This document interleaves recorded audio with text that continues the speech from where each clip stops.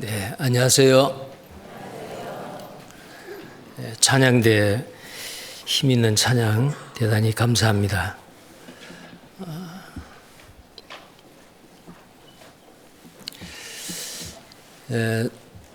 추석 명절 잘 보내셨습니까? 맛있는 것도 많이 드셨고요. 좋은 시간 가지셨죠? 감사합니다. 하나님께 기도드리겠습니다. 거룩하시고 자비로우신 우리 하나님 아버지, 영원토록 우리의 찬송과 경배를 받으시기에 합당하신 하나님, 오직 하나님만을 경외하며 사랑합니다. 소망 없이 살던 우리에게 주님 낮고 천한 인간 세상에 오셔서 온갖 수모를 다 당하시고 갈보리 십자가에 그 피를 흘려주심으로 우리의 모든 죄를 다 씻어주시고 값없이 우리를 믿음으로만 의롭다 하시고 하나님의 자녀 삼아주신 것 감사합니다. 또 우리를 교회 가운데 맡기시고 때마다 하나님의 말씀으로 양육하시고 우리 속에 거하신 성령님께서 점점 우리의 옛 성품들을 변화시켜 주시고 거룩하시고 온전하신 주님과 같이 되게 해 주신 것 감사를 드립니다. 또 우리에게 삶의 기회를 주시고 하나님의 거룩하시고 온전하신 뜻을 함께 일할 수 있는 기회 주신 것 또한 감사를 드립니다. 지난 추석 명절 연휴 기간 동안 또 아무 탈 없이 건강한 모습으로 하나님께서 우리를 지켜주시고 또 만나는 사람마다 그리스도의 향기를 나타내고 또 복음을 전할 수 있는 기회를 갖게 해주셔서 또한 감사를 드립니다. 이제 며칠 동안의 휴식을 끝내고 이제 또 일상생활 가운데서 더 충성스럽게 주님의 복음을 전하며 또 열심히 일하며 살 수 있도록 도와주시고 은혜를 더해 주시기를 원합니다. 오늘 이렇게 성도님들이 함께 모여서 하나님께 찬양하고 또 하나님의 귀한 말씀을 배울 수 있는 기회 주신 것 감사합니다. 우리 마음판에 새기게 하시고 우리의 삶 가운데서 깨닫는 말씀 믿음으로 순종하며 하나님의 거룩하신 뜻을 나타내며 살게 해 주시옵소서. 아직도 우리 주변에는 많은 잃어진 영혼들, 소망 없이 아무 목적과 의미와 뜻도 없이 살아가는 많은 영혼들이 있습니다. 그들을 참으로 불쌍히 여기고 사랑하는 마음을 갖게 해주시고 또 주님이 우리에게 명하신 대로 때를 얻든지 못 얻든지 그들을 주님 앞에 인도하는 그 일에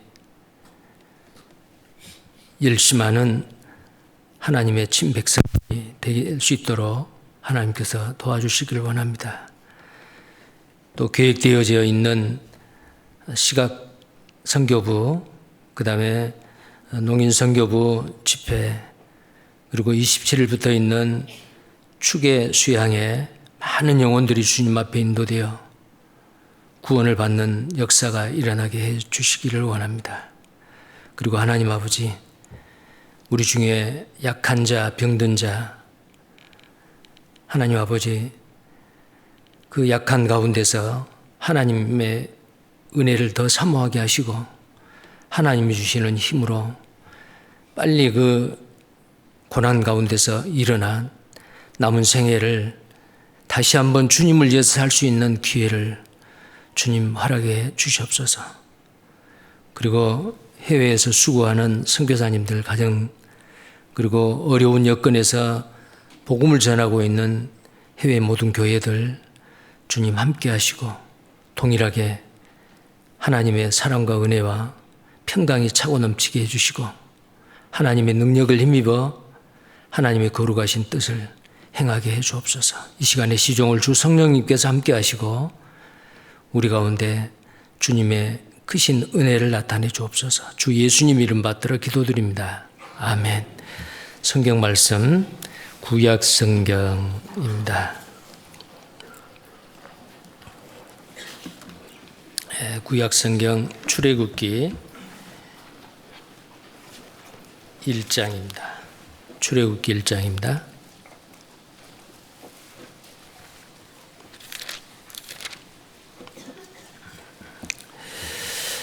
출애굽기 1장에서 22절 1장 1절에서 22절까지를 교독하겠습니다. 야곱과 함께 각기 권속을 데리고 애굽에 이른 이스라엘 아들들의 이름은 이러하니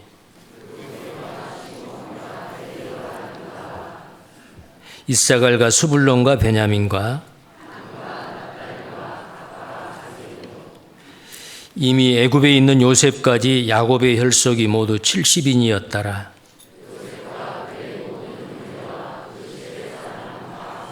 이스라엘 자손은 생육이 중다하고 번식하고 창성하고 힘이 강대하여 온 땅에 가득하게 되었더라.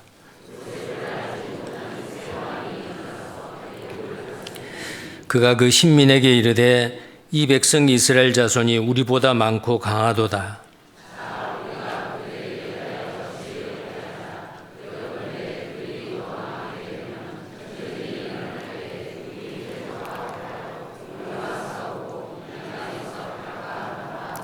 감독들을 그들 위에 세우고 그들에게 무거운 짐을 지워 괴롭게 하여 그들로 바로를 위하여 국고성 비동과 람셋을 건축하게 하니라.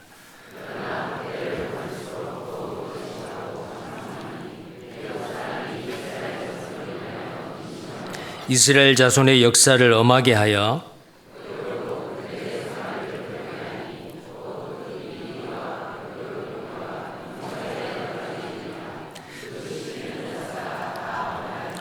애굽 왕이 히브리 산파 십브라라 하는 자와 부아라 하는 자에게 일러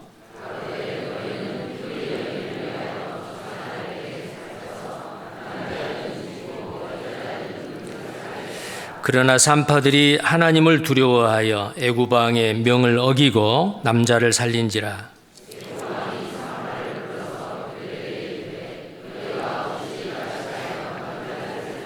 산파가 바로에게 대답하되 히브리 여인은 애굽 여인과 같이 아니하고 건장하여 산파가 그들에게 이르기 전에 해산하였더이다 하매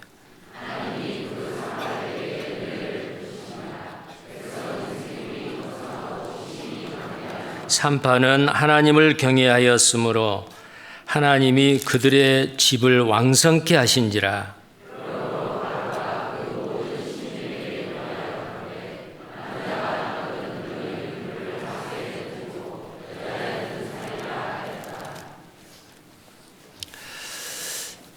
오늘은 출애굽기 1장의 말씀 가운데서 용기 있게 당시의 국법을 어기고 하나님의 법을 순종을 했던 히브리인의 산파 십브라와 부아라고 하는 이 두 여자 그리고 아마 그들의 지시를 따랐던 다른 산파들도 정말 하나님을 두려워하는 그 믿음으로 세상 법을 거절하고 하나님의 법에 순종하여 복을 받는 이 히브리인 산파에 대한 말씀을 통해서 이분들의 그 믿음을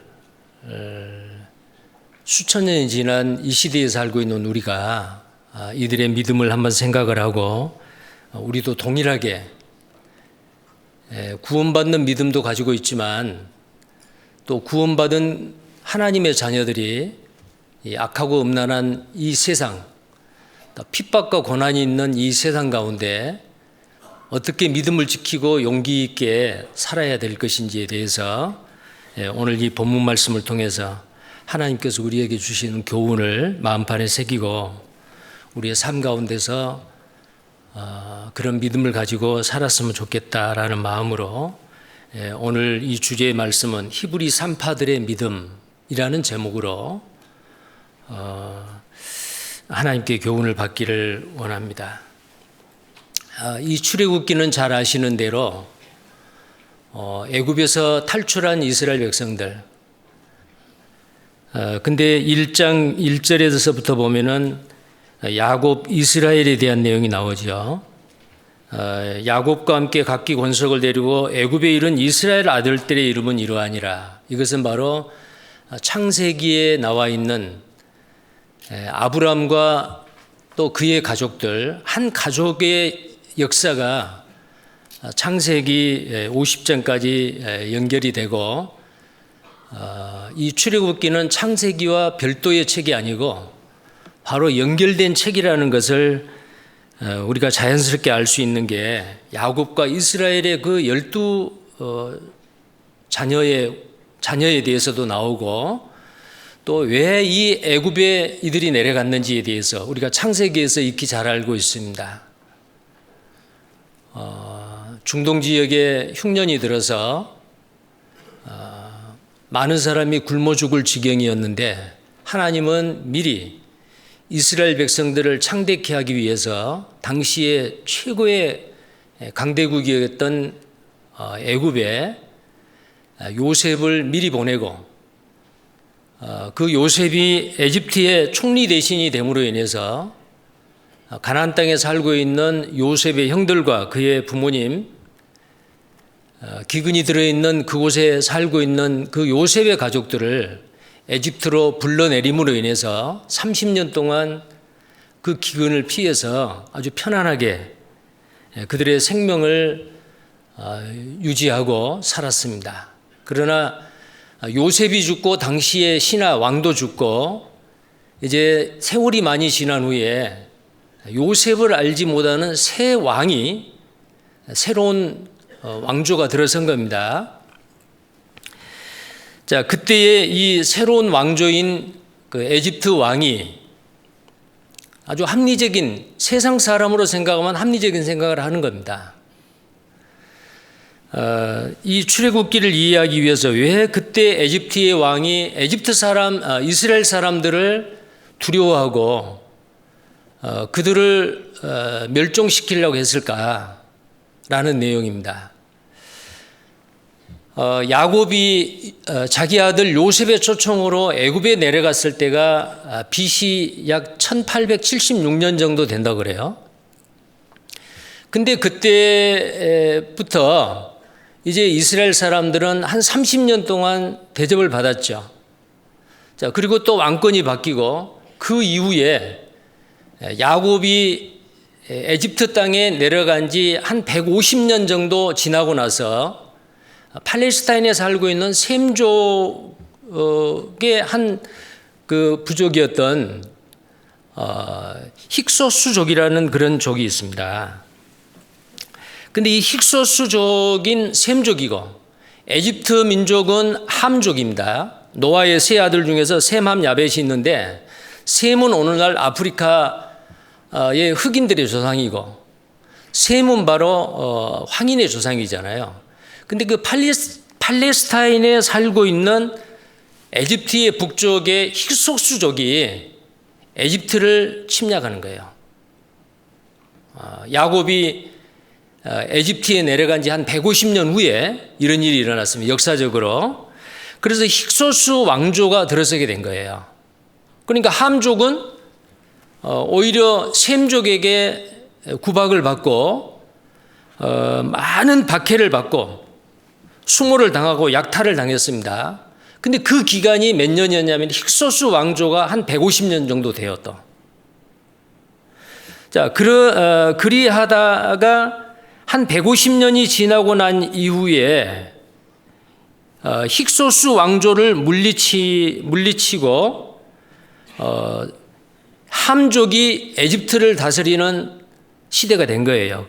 자, 그 왕이 애굽의 18조 왕조였던 아모세 1세라는 왕이었습니다. 이 아모세 1세가 힉소스족을 전부 다 몰아내고 자기들의 함족인 에집트 사람들의 왕조를 세워서 이제 나라를 다스리고 있습니다.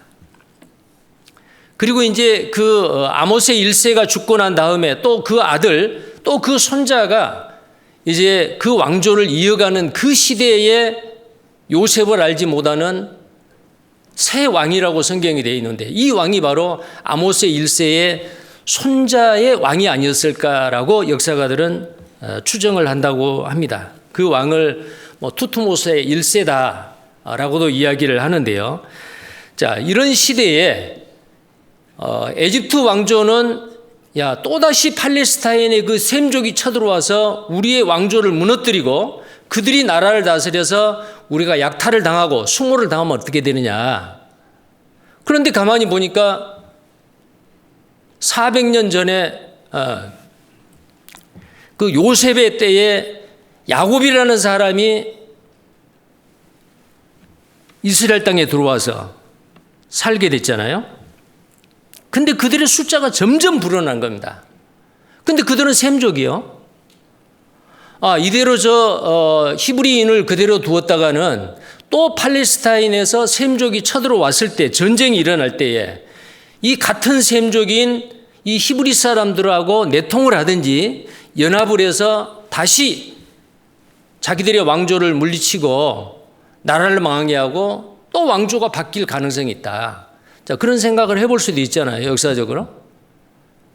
그래서 어떻게 하든지 이 히브리 사람들, 유대인들, 이스라엘 사람들의 숫자가 늘어나지 않도록 핍박을 하는 겁니다. 자, 그 내용이 바로 1장과 2장의 내용인데요. 자, 그래서 10절을 보면은, 9절을 보면 이런 말씀이 있어요.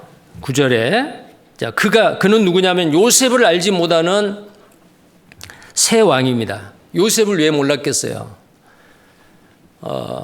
흉년으로 멸망하게 된 에집트를 구해냈던 그 고마운 히브리인 요셉을 왜 몰랐겠어요? 역사적으로 분명한 기록도 있었을 거고, 그런데 알지만은 두려웠기 때문에 그들을 외면하고 그들의 은혜에 대해서 모른 척 했던 거죠. 자, 그리고 하는 얘기가 이렇습니다. 9절에 그가 그 신민에게 이르되 이 백성 이스라엘 자손이 우리보다 많고 강하도다. 자, 이스라엘 백성이 이 에집트 사람 함의 그 후손들, 그 에집트 사람보다 더 많다 그랬는데, 이 에집트가 얼마나 큰 나라예요. 전국에 흩어져 살고 있는 에집트 국민보다 이스라엘 사람이 더 많을 리는 없죠. 근데 더 많다라고 하는 이 표현은 그때 당시 에집트의 수도가 테베였습니다. 그리고 이스라엘 사람들이 살고 있는 땅이 바로 고센 땅이었습니다. 그 고센 땅에 살고 있는 이스라엘 사람들이 많은 자녀가 태어나고 건강하고, 그래서 이 수도인 테베에 와가지고 돌아다니고 하는 그런 모습을 보니까 이게 이스라엘 사람들이 바로 에집트 사람보다 더 많게 보이는 거예요. 그러니까 이 고센 땅과 테베라고 하는 그 수도에서는 그 지역에서만큼은 이스라엘 사람이 많았다 그 말이에요. 그래서 우리보다 더 많도다, 많고 강하도다. 자, 이렇게 염려를 합니다. 그리고 어떤 꾀와 계략과 지혜를 내느냐, 10절입니다. 자, 우리가 그들에게 대하여 지혜롭게 하자. 두렵건대 그들이 더 많게 되면 전쟁이 일어날 때에 우리 대적과 합하여 우리와 싸우고 이 땅에서 갈까 하노라. 자, 그래서 이 이스라엘 백성들에게 더 무거운 짐을 지우고 국고성 비동과 람셋을, 그러니까 신도시를 건축하고 우상의 신전을 세우는 일에 이 이스라엘 백성들을 노예로 동원했습니다. 물론 이때 이전에도 30년을 제외한 400년 출애굽할 때까지는 이스라엘 사람들은 에집트의 노예였습니다. 근데 여기에 그 왕이, 요셉을 알지 못하는 당시의 에집트 왕이 세상 사람들이 생각하는 아주 합리적인 생각이죠. 우리가 지혜롭게 하자. 인간의 지혜입니다. 하나님의 지혜가 아니죠. 인간의 지혜. 하나님 없이 인간의 어떤 그 괴계나 지혜는 반드시 하나님의 능력에 의해서 패하게 된다는 것은 우리는 인류 역사 가운데서 잘 알고 있습니다. 자, 지혜롭게 하자 그랬죠. 왜 그랬습니까? 자, 두렵다 그 말이요. 이스라엘 백성이 더 강해지면은 또 이 왕권이 바뀔 가능성이 있다. 셈족이 연합해서. 그러니까 두렵다라는 거예요. 또 하나는 뭐냐면은 그들이 더 많아진다. 숫자가 점점 많아진다는 것에 대한 염려가 있습니다. 자, 그 다음에는 그렇게 되면은 전쟁이 일어날 거다. 전쟁에 대한 위험을 생각을 했습니다. 자, 그리고 나서 전쟁이 일어나면 이 이스라엘 사람들이 틀림없이 북쪽의 팔레스타인 셈족이 쳐들어왔을 때 그들과 함께 연합해서 지금 노예 생활을 하고 있는 이 이스라엘 사람들이 에집트의 왕조를 무너뜨리는 데 앞장설 거다. 자, 이런 네 가지 이유 때문에 우리가 지혜롭게 행하자, 지혜롭게 하자라고 국민들에게, 신하들에게 설득을 시키는 거예요. 자, 그 중에 첫 번째가 뭐예요? 감독들을 그들 위에 세우고 그들에게 무거운 짐을 지워 괴롭게 하여, 자, 무거운 짐을 그들에게 지웠다라는 겁니다. 자, 그런데 어때요? 무거운 짐을 지웠는데도 시간이 지났겠죠. 그런데도 그 무거운 짐은 아무 효력이 없어요. 12절입니다. 12절. 그러나 학대를 받을수록 더욱 번식하고 창성하니 애굽 사람이 이스라엘 자손을 인하여 근심하여. 여기에 근심했다 그 말은 두려워했다라는 뜻을 가지고 있다고 합니다. 이스라엘 사람들을 두려워하는 겁니다. 자, 학대를 받으면 받을수록, 고난을 받으면 받을수록 더욱 번식하고 창성한다. 자, 우리가 이 말씀 가운데서 하나님의 택한 백성 이스라엘 민족에게 뿐만 아니고 구약은 그림자이지요. 오늘날 하나님의 백성인 이 시대에 살고 있는 하나님의 백성인 그리스도인들.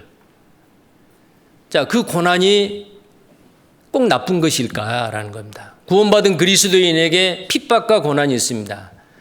자, 그 중에서 가장 좋은, 가장 훌륭한 고난은 그 고난을 받을 때는 너희가 기뻐하고 즐거워하고 뛰라 그랬어요. 마태복음 10장에 보면은 그런 말씀이 있죠.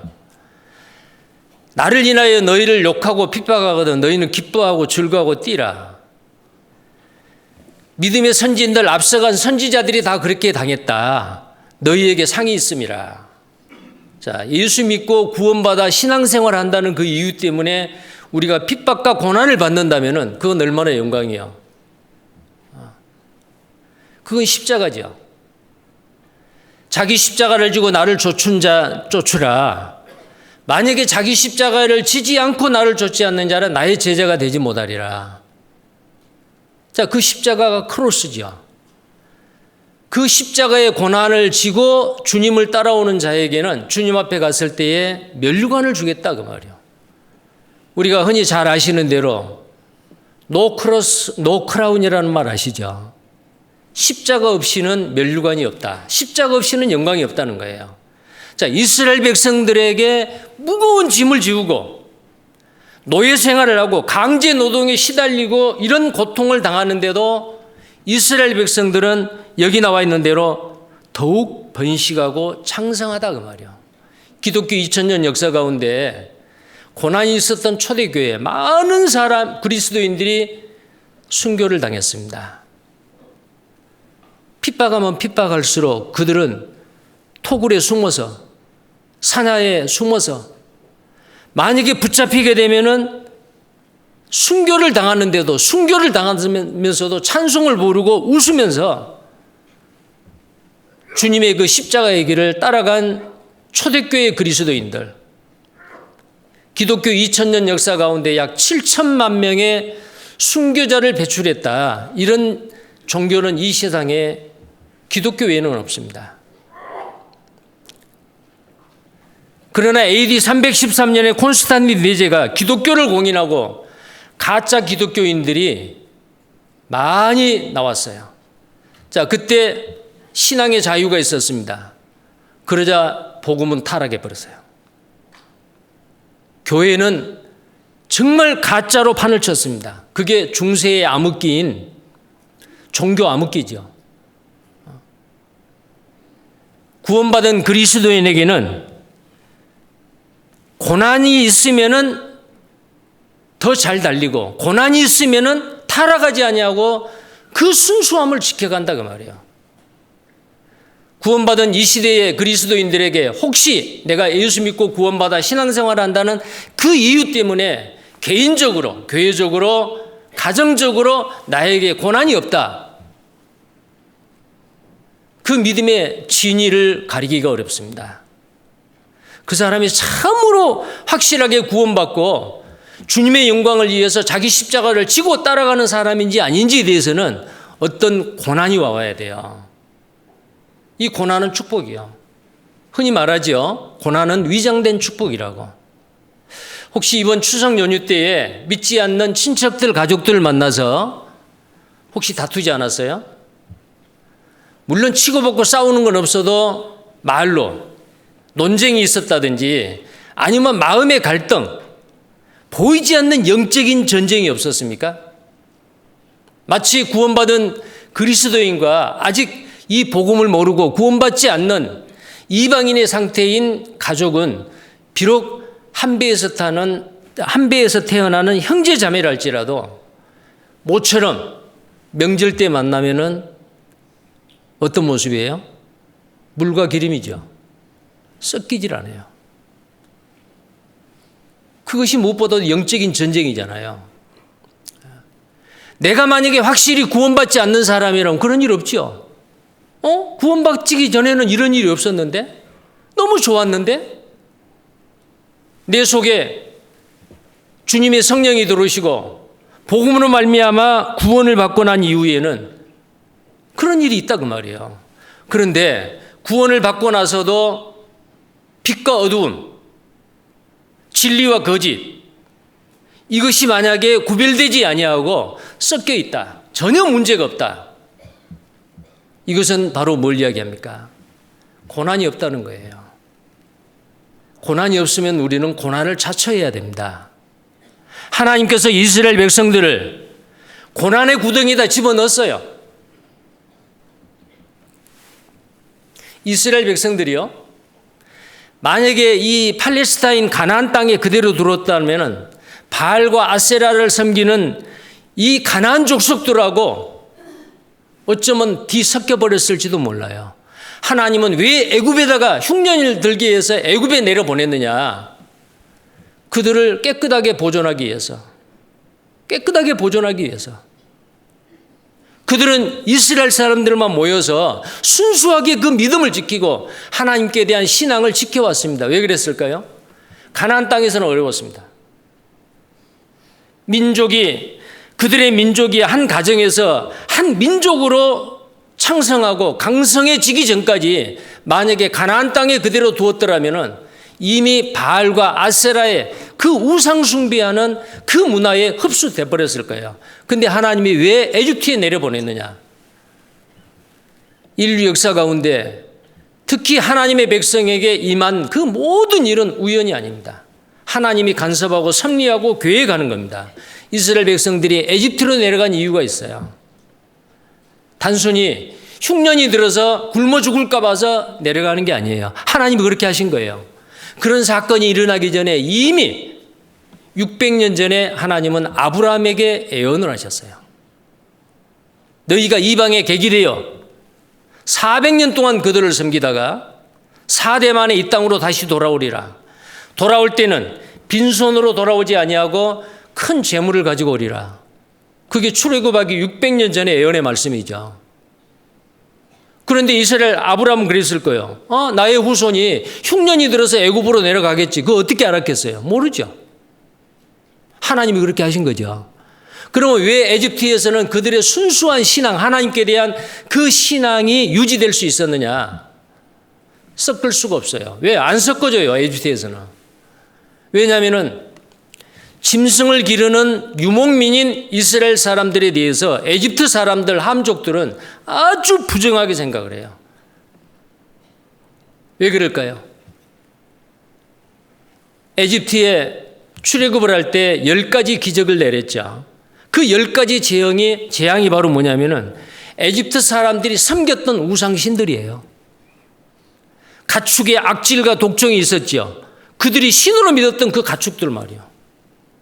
소, 쥐, 그 모든 동물들이 에집트 사람들이 믿었던 신이요. 그런데 유목민을 가만히 보니까 이 이스라엘 사람들은 유목민인데 자기들이 신으로 믿은 그 소나 양이나 염소 이것을 함부로 대하는 거예요. 말 안 들으면 채찍으로 때리고 함부로 몰아가고 이 모습을 보고 자, 저놈들은 신도 모르는 놈들이다. 그래서 에집트 사람들이 이스라엘 사람들을 생각했을 때는 아주 불건견하고 더러운 사람들로. 그래서 고센 땅을 준 거예요. 그래서 이스라엘 사람들은 그 비옥한 고센 땅을 벗어나지 못하고 그 안에서만 살았어요. 그 안에서 유대인들, 이스라엘 사람들의 집단 거주지가 되었기 때문에 그들만의 하나님, 아브라함의 하나님, 이삭의 하나님, 야곱의 하나님을 믿는 신앙을 그곳에서 그들은 순수하게 지켜왔다는 거예요. 그대로 놔두면 어때요? 그 순수한 신앙을 그대로 만약에 요셉의 30년 동안 살아있는 동안에 대접받고 살았던 그때와 마찬가지로 430년 동안 그렇게 대접을 받는 이스라엘 민족이라면 어떨까요? 그 신앙 다 버리죠. 왜? 편안하니까. 그래서 하나님은 에집트의 왕들을 통해서 이스라엘 사람들을 노예민족으로 만들어버리는 거예요. 그 노예 400년 동안의 그 생활은 얼마나 혹독한 고난입니까? 자, 그런데 이제 이스라엘 사람들에게 하나님께서 약속된 대로 이제는 출애굽, 젖과 꿀이 흐르는 가나안 땅에 가야 될 시간이 가까운 거예요. 그러니까 어때요? 하나님의 계획과 하나님의 그 계획을 빨리 이루어야 되잖아요. 그래서 또 다른 고난이 주어지고 그 고난 가운데서도 더 강해지고 더 창성해지고 생육이 더 중다해진다 그 말이에요. 자, 이런 말씀을 계속 반복을 합니다. 7절 다시 봅니다. 이스라엘 자손은 생육이 중다하고 번식하고 창성하고 심히 강대하여 온 땅에 가득하게 되었더라. 자, 생육이 중다하다. 많은 그 인구가 늘어난다 그 말이에요. 번식하고 창성하고 심히 강대하다. 자, 1장에 이 말이요 3번이나 반복이 돼요. 12절. 그러나 학대를 받을수록 더욱 번식하고 창성하니 애굽 사람이 이스라엘 자손을 인하여 근심하여. 자, 더욱 번식하고 창성해졌다 그랬죠. 그 다음에 20절입니다. 20절. 하나님이 그 산파들에게 은혜를 베푸시니라. 백성은, 이스라엘 백성은 그 말이죠. 이스라엘 백성은 생육이 번성하고 심히 강대하며. 자, 이 말을 3번이나 반복하는 것은 이제 에집트를 떠날 때가 됐다라는 것을 간접적으로 시사해 주는 말이에요. 이스라엘 사람들 이 에집트를 떠날 때가 됐어요. 당시의 바로 왕은 무거운 짐을 지우고 신도시와 신전을 건축하는데 혹독하게 그들을 부려먹으면은 그들의 수가 점점 줄어들 거라고 생각했습니다. 안 되죠. 그러자 이 바로왕은 히브리인의 산파 십부라와 부아라는 두 여자를 불러가지고 명령을 합니다. 왕의 명령입니다. 이때 당시는 왕의 입에서 나오는 그 말이 곧 법이요. 만약에 어기면은 당장 죽어요. 근데 이 십부라와 부아에게 네가 산파의 일을 하면서 이 이스라엘 사람들이 어린아이를 출산할 때에 딸이면은 살리고 남자아이면은 태어날 때 산모나 아니면 그 가족 몰래 죽여라 그 말이에요. 영아학살입니다. 이거 누가 이렇게 하라는 거예요? 바로 왕이요. 이 바로 왕 속에 누가 지금 작용하고 있는 거예요? 사탄이요. 사단 마귀는요, 최초의 살인자 가인이 동생 아벨을 들판에서 쳐 죽였다고 되어 있어요. 가인의 마음을 충동질한 자가 누구예요? 선악과를 따먹게 충동질하는 자도 사단이요. 최초의 살인자 가인을 충동질해서 사람을 죽이게 하는 자 사단입니다. 이스라엘 백성 페르시아에 살고 있는 많은 유대인들, 127개도에 흩어져 살고 있는 유대인들을 다 몰살시키려고 했던 게 누구 계획이에요? 사단의 계획이요. 왜요? 이스라엘 백성을 통해서 메시아가 오실 약속이 되어 있거든요. 이스라엘 백성들 아예 다 죽이 없애야 돼요. 이것이 바로 사탄의 계획입니다. 그래서 아말렉 족속의 하만이라고 하는 사람의 생각 속에 사탄 마귀가 그 악한 생각을 집어넣어 준 거예요. 유대인들 다 죽여라. 그러나 하나님은 어때요? 악인의 그 괴계를 하나님의 계획을 이루는 그 일에 역으로 사용을 하시잖아요. 예수님이 베들레헴에 탄생하셨습니다. 예수님을 죽이기 위해서 2세 이하의 영아를 학살했던 사람이 누구예요? 당시의 헤롯 대왕입니다. 왜? 예수님이 그렇게 반대를 했는데도 예수님이 그 고난을 헤치고 이스라엘 땅에 태어났어요. 이제는 그 예수를 통해서 사탄의 머리가 깨질 것을 사탄이 알아요. 온 세상 사람 그대로 두면 전부 다 지옥으로 끌고 갈 건데 예수가 태어나서 온 세상 사람의 죄를 담당하시고 믿음으로 말미암아 천국 보낼 거 사단은 그거 눈치챘어요. 그래서 이 예수가 이 구원을 완성하지 못하도록 아예 어린아이 때부터 죽여버려야겠다. 그게 사단의 계획이요. 헤롯 왕의 생각 속에 집어넣습니다. 악한 괴계지요. 베들레헴에 2살 밑에 영아를 다 학살했습니다. 하나님은 그걸 아시고 마리아와 요셉에게 에집트로 피신할 것을 명령하시고 예수님은 다시 헤롯 왕이 죽고 난 다음에 갈릴리 나사렛 땅에서 30년 동안 살다가 공생애를 시작하시고 십자가에 죽으심으로 말미암아 또 부활하심으로 말미암아 온 세상 사람들을 우리를 구원하시는 일을 다 하셨습니다. 악인이 어떤 계획을 세울지라도 하나님은 그 악인의 계획을 하나님의 신비스러운 그 계획을 이루는 그 일에 하나의 도구로 사용한다라는 겁니다. 이스라엘 백성들 흉년에 다 죽을 줄 알았죠. 에집트에 내려가서 노예로 다 죽을 줄 알았죠. 근데 고난을 받으면 받을수록 더 강성해진다. 자, 우리가 이 말씀을 통해서 오늘을 살고 있는 구원받은 그리스도인 어때요? 고난이 얼마나 좋아요. 이 고난을 통해서 하나님의 계획을 이루신 거예요. 고난을 통해서입니다.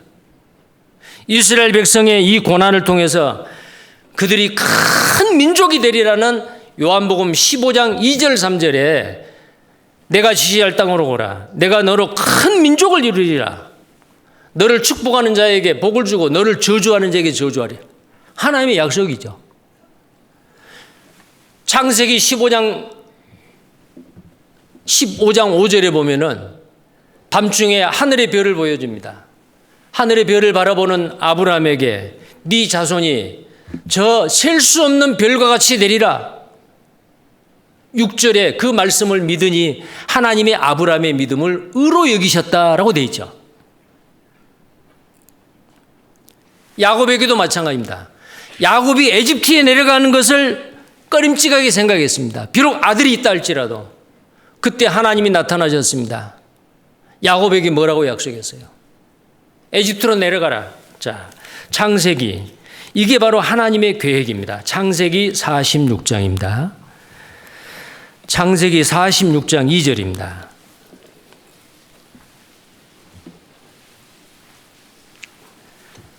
2절부터 제가 읽겠습니다. 밤에 하나님이 이상 중에 이스라엘에게 나타나시고 불러 가라사대 야곱아 야곱아 하시는지라 야곱이 가로되 내가 여기 있나이다 하매 하나님이 가라사대 나는 하나님이라 내 아비의 하나님이니 애굽으로 내려가기를 두려워 말라. 그 다음부터 같이 읽겠습니다. 내가 거기서 너로 큰 민족을 이루게 하리라. 자, 하나님은 두 가지 변치 않는 게 있어요. 하나님은 거짓말을 못해요. 또 하나는 하나님은 맹세를 해요. 자기로 맹세해요. 한 번 맹세하는 것은 반드시 그 약속을 지키시는 분이다. 그래서 히브리서에 보면은 하나님의 변치 않는 거 두 가지가 있다 그랬잖아요. 한 번 약속하는 거, 맹세하는 거 절대로 변하지 않습니다. 하나님이 야곱에게, 아브라함에게, 이삭에게 약속했습니다. 너로 인하여 큰 민족, 한 가족으로 끝난 게 아니에요. 큰 민족을 만들기 위해서 에집트로 내려보내는 거예요. 아까도 말씀드렸지만 큰 민족으로만 끝나면 안 되죠. 너는 내 것이라. 나는 여호와라. 너희는 나의 증인이라. 하나님이 살아계시는 것을 온 세상에 증거하는 민족, 여호와 증인이 되기 위해서는 오직 하나님만을 믿는, 유일신 하나님만을 믿는 백성이 돼야 되죠. 근데 가나안 땅에서는 안 돼요. 그들의 문화에 흡수돼 버려요. 그래서 하나님은 에집트에 내려보내서 고센이라고 하는 그 땅에 아무리 에집트가 강대한 나라여도 그들을 자기들의 문화로 끌어들이지 않냐고 부정하다. 가축을 기르는 유목민이기 때문에 그들은 우리와 상종할 수가 없어. 밥도 같이 안 먹어요. 그렇기 때문에 고센 땅에서 이스라엘 사람들은 여호와 증인으로서 한 가족에서 큰 민족이 될 때까지, 그들이 번성할 때까지 지탱을 할 수 있었던 거예요. 하나님의 계획입니다. 이제는 고센 땅에서 계속 살면 안 되죠. 4대 만에 다시 이 땅으로 돌아오리라. 근데 왜 안 돌아가느냐? 아모리 족속의 죄악이 아직 관영치 않다. 아모리 족속이 누구요? 가나안 땅에 살고 있는 가장 많은 민족이 아모리족이요. 이 아모리 족속이 우상을 숭배하고 자기 아들을 자기들이 믿는 그 신에게 바치는 불을 태워서 자기 아들을 죽여가지고 자기들이 믿는 신에게 바치는 그 못된 우상을 숭배했던 이 가나안 땅의 이 아모리족들 말이요. 이들의 죄가 충만했어요. 애굽에서 430년 동안 사는 동안에 이제는 공의의 하나님은 이스라엘 백성을 통해서 팔레스타인에 살고 있는 이 아모리 족속들의 그 죄를 의로우신 하나님께서 심판을 하세요. 그러기 위해서 에집트에서 다시 팔레스타인 땅으로 이스라엘 사람들이 들어가야 돼요. 이제는 그때가 됐어요. 그때가 됐다는 것을 암시하고 있는 게 그들은 더욱 생육이 번성하다. 그들은 강대해졌다. 이제는 갈 때가 됐잖아요. 자, 그런데 이 어리석은 바로는 자기의 계계로 이스라엘을 말살시킬 줄 알았습니다. 무거운 짐으로도 안 돼요. 시브라와 부하를 통해서 남자아이를 태어나자마자 죽여버리라는 명령을 내렸어요. 그걸로도 안 돼요. 자, 그때에 오늘 주제가 히브리 3파의 믿음이라 그랬죠. 대표적인 두 사람, 시브라와 부하입니다. 왕이 명령을 내렸어요. 그런데 왕의 명령을 따르지 아니하고 생명을 존중히 여기고 하나님의 백성을 살리는 일을 남자아이여도 죽이지 않고 살렸어요. 당시에 왕이 화가 났겠죠. 자기 명령을 어긴 이 시브라와 부하, 그리고 이 두 사람이 남자만 해서 20세 이상 60세까지 남자만 해서 60만이면 여자도 그 정도 될 거 아니에요. 한 가정을 이룬다면. 그러면 60만 명에 해당되는 여자들, 임신을 할 수 있는 그 여자들이 아이를 낳았을 때에 이 두 사람만 가지고 그 산파역할을 할 수 있을까요? 아마 이 책임 있는 이 두 사람을 불러서 왕이 그 사람들을 다 불러서 어떻게 명령하겠어요? 가장 대표적인 이 두 사람, 삼파의 대표인 이 두 사람을 불러서 이스라엘 사람들이, 여자들이 해산을 할 때 아들이면은 죽여라. 이 시브라와 부하가 어떻게 했을까요? 왕의 명령을 따르지 않았습니다. 그때 당시에 왕의 명령은 바로 국법이요. 국법을 어겼다고 말이야. 근데 성경에 보면은 위에 있는 권세에 순복할지어다. 하나님이 주시지 않는 권세가 없다. 그런데 그때 당시에 이 바로도 하나님이 세우는 왕이요. 자, 로마서 13장입니다.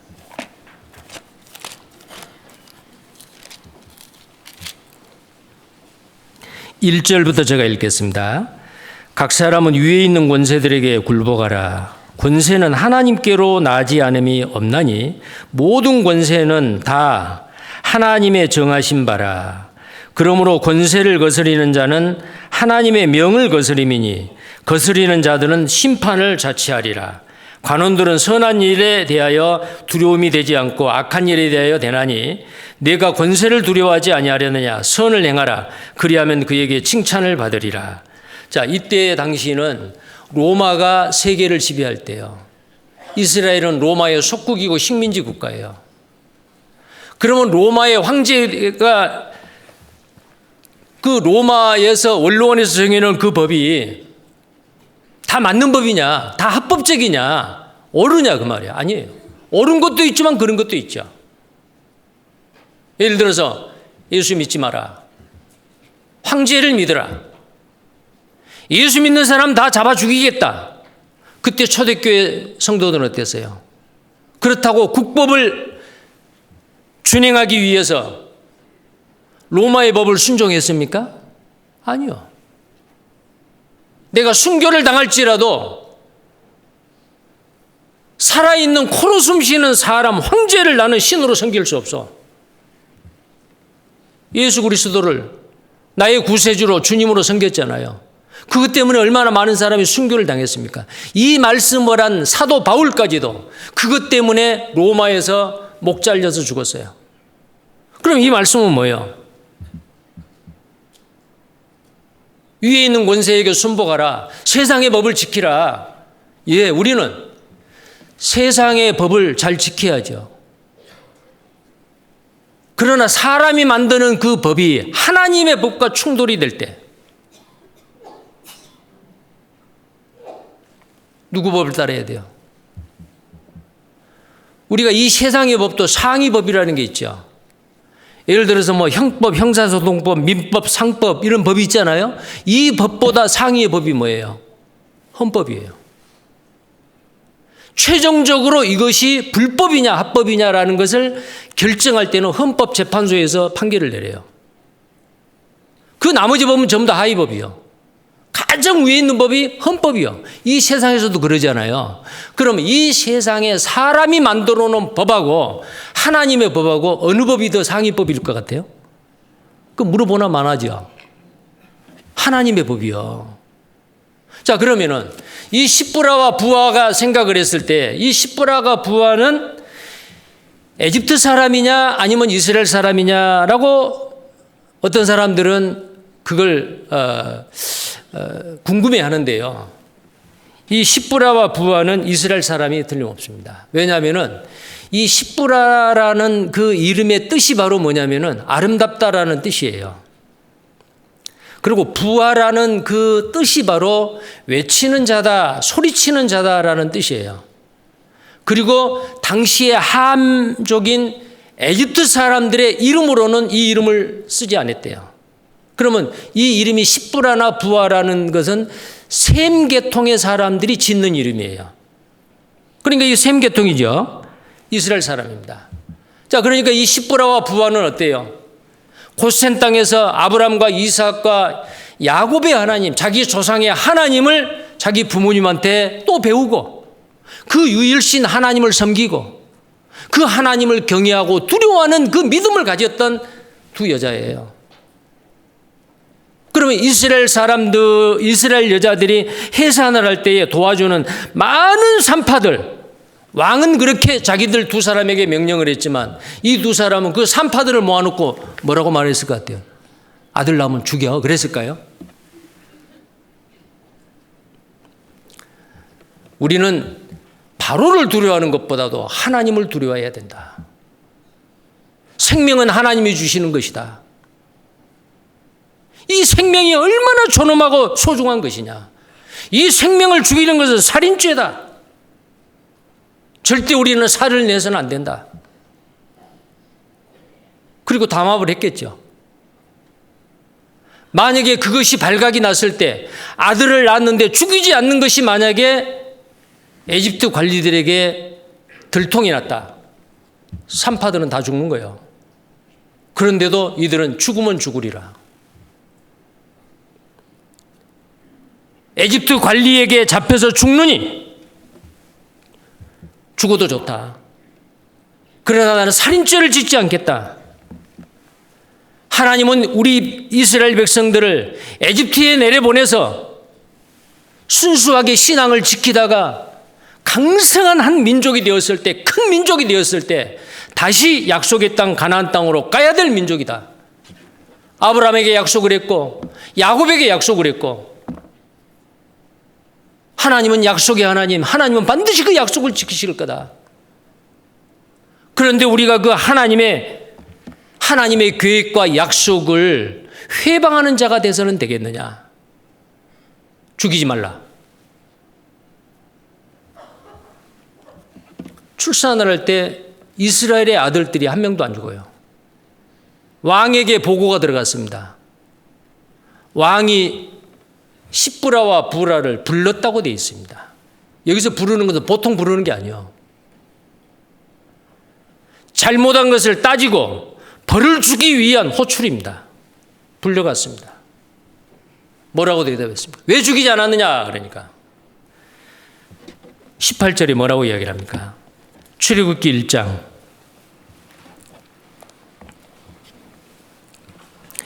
애굽왕이 산파를 불러서 그들에게 이르되 너희가 어찌 이같이 하여 남자를 살렸느냐?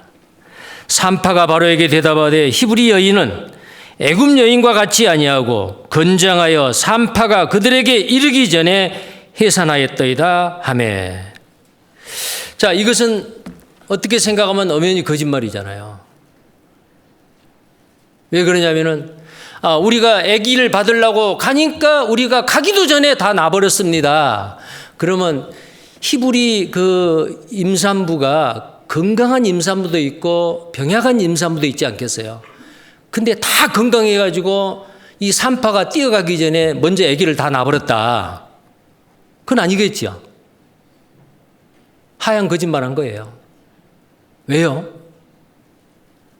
바로의 입에서 나오는 그 법보다도, 국법보다도 하나님의 법이 더 우위이기 때문에 하나님의 법을 어기면 안 된다.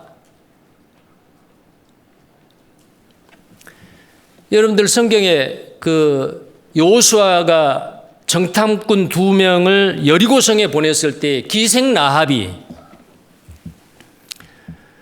그때 군인들이 와가지고 왕에게 그 보고가 들어갔어요. 여리고 왕에게 보고가 들어갔습니다.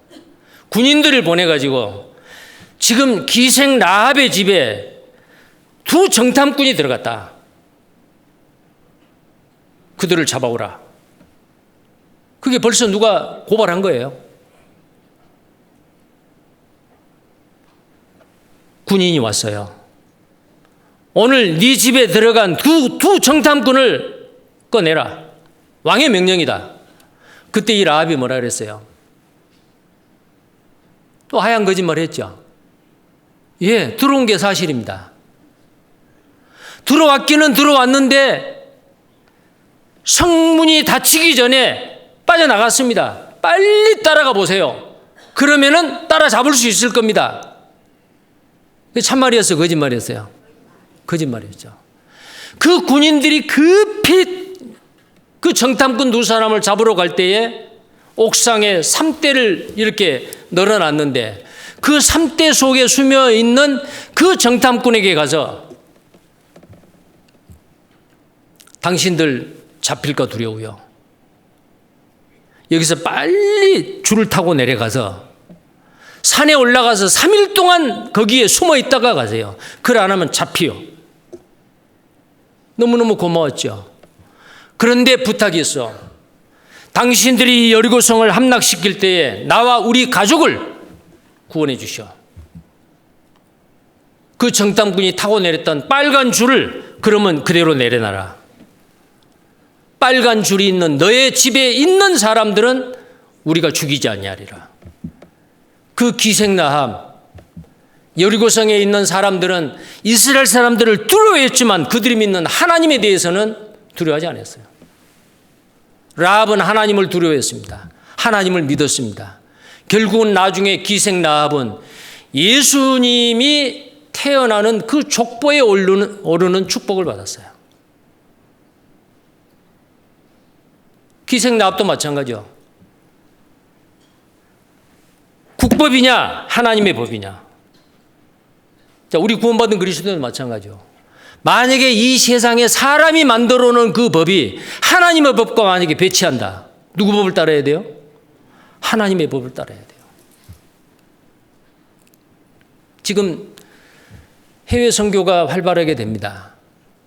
근데 그 나라에 가서 선교할 수 없는 나라가 많습니다. 비자가 안 나와요. 가서 설교할 수 없어요. 그런데 숨어서 해요. 신분을 속이고 해요. 그걸 안 하면 그들 다 죽어요. 세상 끝나면 다 지옥이요. 한 명이라도 건져내야겠다라는 마음으로 그 생명의 위험을 무릅쓰고 지금 선교사 파송돼 있어요. 베트남도 그렇고요. 지금 여러 나라가 그렇습니다.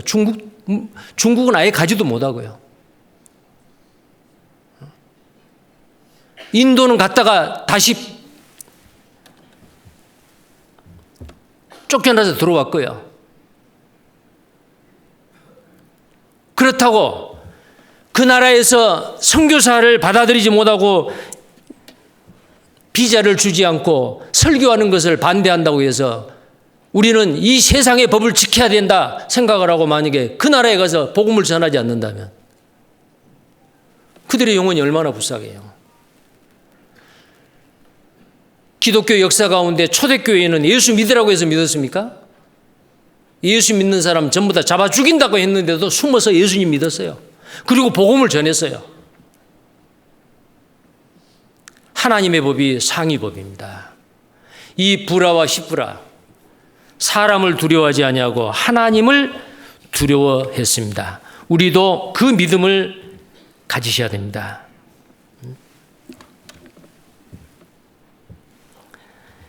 인간의 법과 하나님의 법이 우선이죠. 충돌될 때는 하나님의 법을 우리는 우선해야 됩니다. 성경에 그런 내용이 많이 있어요. 요나단, 왕자지요. 자기 아버지 사울입니다. 정말 아주 친한 자기 친구 다윗을 살리기 위해서 아버지의 말을 듣지 않습니다. 다윗을 죽이지 않으면 너는 왕이 될 수가 없어. 근데 이 요나단은 어때요? 자기가 왕이 되지 않더라도 자기 친구 다윗을 위해서 멀리 피시 나도록 도와주고 오히려 아버지에게 항의했지요.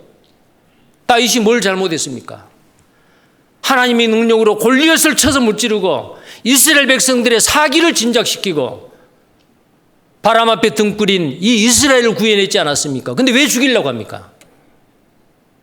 자기 아버지 사울 속에 악신이 들어간 거예요. 자, 그러면은 많은 법에 충돌이 돼요. 내 부모를 순종하라, 내 부모를 공경하라. 그 법하고도 충돌이 돼요. 그런데 자기 친구 다윗을 죽이는 그 일에 아버지의 말을 순종할 수가 없어요. 다윗이 이스라엘의 왕이 될 것은 하나님의 계획이에요. 그 하나님의 계획을 회방하는 자로 쓰임받기 싫은 거예요.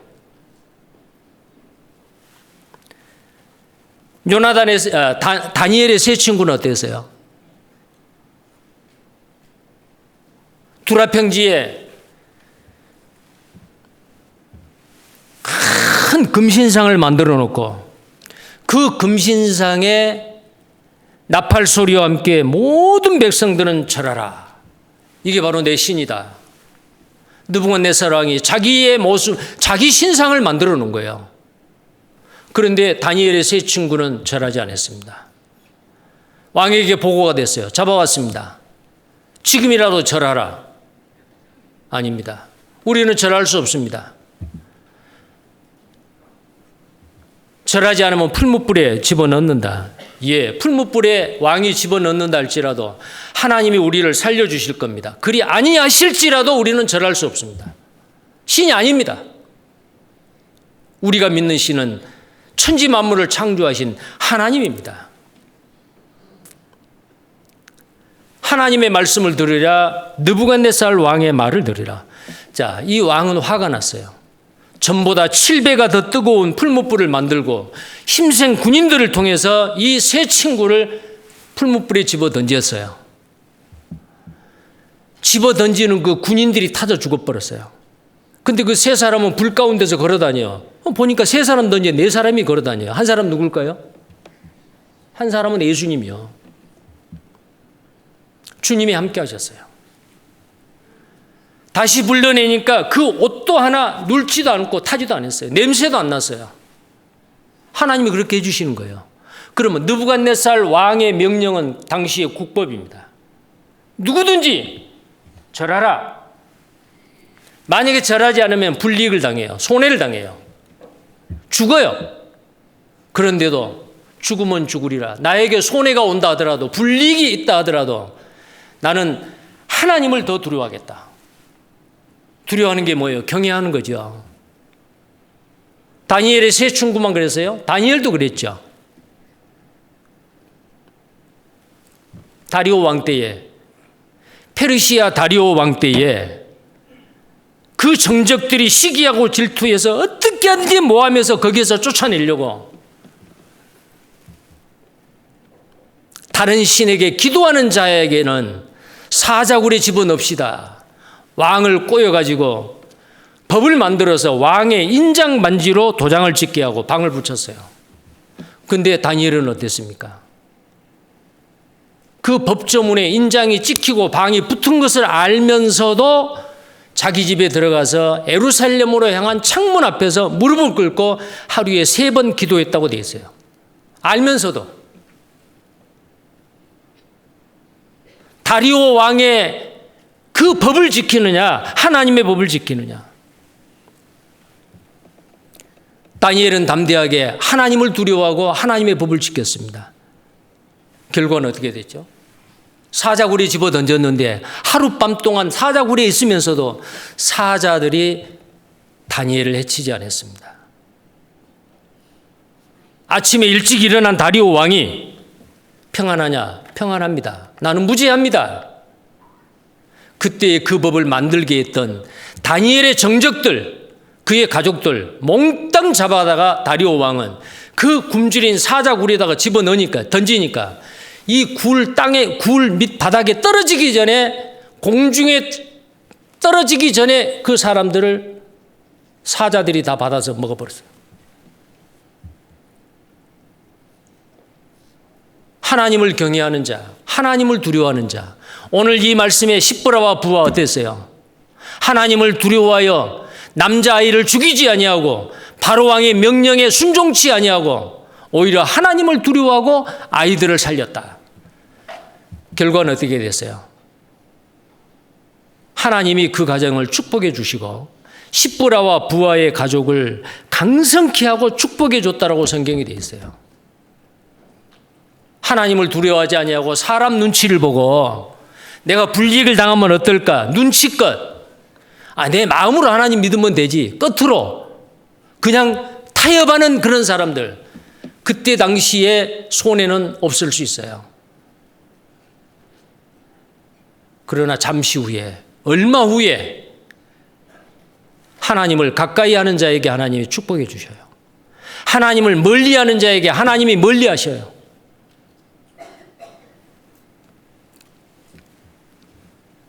에스더 왕비도 마찬가지죠. 네가 왕비가 된 것은 이때를 위함이라. 사촌 오빠 모르드게가 말하니까. 30일 동안, 한 달 동안 임금의 사랑을 받지 못합니다. 한 번도 내 침소에 들어온 적이 없습니다. 근데 내가 허락 없이 왕 앞에 가면은 그 모를 들지 않으면은 나 죽습니다. 오빠가 잘 아시잖아요. 와스디 왕비가 왜 그랬습니까? 왕의 명령을 거절했기 때문에 중전에서 폐위됐지 않습니까? 나도 마찬가지입니다. 이 법을 아시는 분이 왜 그렇습니까? 이런 식으로 에스더 왕비가 자기 사촌 오빠에게 전했어요. 네가 만약에 잠잠하면은 이스라엘 백성은 다른 데를 통해서 구원을 받으리라. 그러나 너와 네 집은 망하리라. 정신이 바짝 났죠. 좋습니다. 나를 위해서 이 수산성에 있는 모든 유대인들에게 3일 동안 금식 기도를 명해 주세요. 나도 내 시녀들과 함께 금식 기도를 하리다. 그리고 죽으면 죽으리다. 에스더 4장 16절의 말씀이죠. 죽으면 죽으리다. 그리고 왕 앞에 나가서 하만에 의해서 모든 유대인이 말살될 그 위험에서 오히려 유대인들을 죽이려고 했던 사람들에게 원수를 갚는 완전히 사태가 역전된 기적이 일어났잖아요. 왜 그래요? 사람을 두려워하는 거. 처음에는 사람을 두려워했어요. 에스더도. 사람을 두려워하지 아니하고 하나님을 두려워하는 마음으로 신앙생활을 했기 때문에 하나님이 그렇게 복을 주시는 거예요. 베드로와 요한에게 다시는 이 도를 전하지 말라. 예수를 전하지 말라. 그때 뭐라고 말했어요? 자, 사도행전 4장입니다. 사도행전 4장 19절입니다.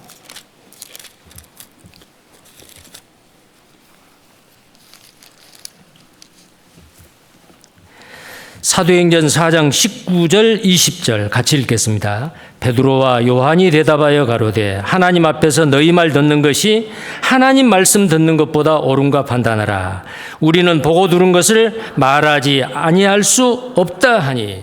자, 우리는 보고 들은 것, 예수님의 죽으심과 부활하심, 그리고 승천하시기 전에 너희는 가서 모든 족속으로 제자를 삼으라. 증인이 되라. 복음을 전하라. 이걸 전하지 않을 수 없다고 말이요. 전하면 살아나고 전하지 않으면 지옥이요. 자, 만약에 시브라와 부하가 그 새로 태어난 아이를 보았어요. 그 아이가 태어나는 일을 도와주는 일을 이 산파가 합니다. 새로 태어난 아이, 생명이 탄생하는 것을 도와주지 못할 망정 죽이면 되겠어요? 근데 시브라와 부하는 어때요? 죽이지 아니하고 도와줬어요. 여기서 우리가 배워야 됩니다. 이 세상에서 가장 소중한 것이 생명이요. 우리는 생명이 탄생하는 일을 도와야 돼요. 그 일을 해야 돼요. 우리는 중매쟁이요. 우리는 새로운 생명이 탄생하는 것을 돕는 산파요. 그런데 직접 죽이지는 않더라도 죽이는 자가 있어요. 왜 그런지 아세요? 베드로전서 5장 8절에 보면 악한 마귀가 우는 사자와 같이 삼킬 자를 찾기 위해 두루 돌아다닌다. 지금도 마귀가요. 이 마귀는 요한복음 8장 44절에 그는 거짓의 아비요. 그는 살인자다 그랬어요. 살인자. 어떻게 하든지 구원받지 못한 사람 빨리 죽게 해가지고 지옥 데려가는 게 마귀가 하는 일이잖아요. 우는 사자가 두루 돌아다니면서 삼킬 자를 찾고 있는데 마귀에게 잡혀 먹일 사람 어떻게 해야 돼요? 안 잡혀 먹히도록 구원받게 하는 일이 살리는 일이요. 만약에 그대로 내버려 두면 살인자요. 여러분 누가복음 10장 잘 알죠? 강도 만나 죽어가는 사람 살려주세요. 근데 제사장 봤어요. 보고 피하여 지나갔어요. 살인자요, 그는. 레위인 봤어요. 보고 피하여 지나갔어요. 그도 살인자요. 선한 사마리아인 보고 불쌍히 여겨 다가가서 기름과 포도주를 붓고 상처를 싸매고 짐승에 태워 주막에 데리고 가서 돌보아주고 부비가 덜 들면 더 갚아주겠다고 약속하고 갔어요. 너도 가서 이와 같이 하라. 이 선한 사마리아인 같이. 이분이 누구요? 예수님이요. 예수님은 이 땅에 죽어가는 영혼들을 살리러 왔습니다. 우리에게 그 일을 부탁하셨습니다. 우리는 살리는 일을 해야죠. 죽이는 일을 하면 안 돼요.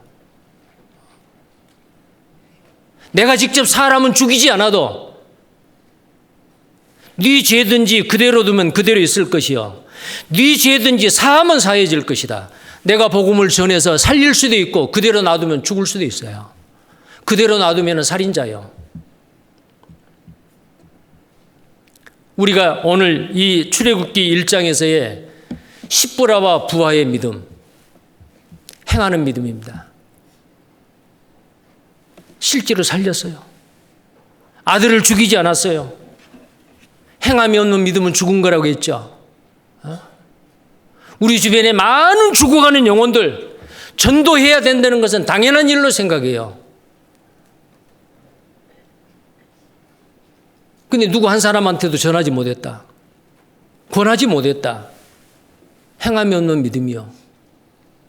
우리는 그러면 안 돼요. 십부라와 부하와 같은, 십부라와 부하의 히브리 산파와 같이 행하는 믿음, 생명을 소중하게 여기는 믿음, 죽어가는 사람 불쌍히 여기는 믿음, 사람을 두려워하지 아니하고 하나님을 두려워하는 믿음, 우리는 그 믿음을 본받아야 될 거예요. 기도하겠습니다. 거룩하시고 자비로우신 하나님, 감사합니다. 우리를 죄악 가운데서 구원해 주시고 우리 속에 성령님 오셔서 우리를 변화시켜 주시고 세상 사람들을 보았을 때에 십자가 위에서 주님이 보셨듯이 그들을 불쌍히 여기고 사랑하시고 그 영혼들을 살리기 위해서 지금도 하나님 보좌 우편에 중보의 기도를 하고 계시는 주님, 동일한 주님의 마음을 갖고 오늘 출애굽기 1장에 나와 있는 히브리 산파 십부라와 부하의 그 용기 있는 믿음을 갖게 해주시고 죽어가는 그 아이들에 대한 불쌍히 여기는 마음, 그리고 실제 행동으로 그들의 죽게 될 운명에 처해 있는 그 아이들을 죽이지 아니하고 살리는 믿음, 사람의 말을 두려워하지 아니하고 하나님을 두려워하는 그 믿음 동일하게 갖게 해 주옵소서. 우리 주변에 많은 영혼들을 그런 마음으로, 그런 믿음으로 살리는 그 일에 함께 연합해서 일할 수 있는 우리 모두가 되기를 원합니다.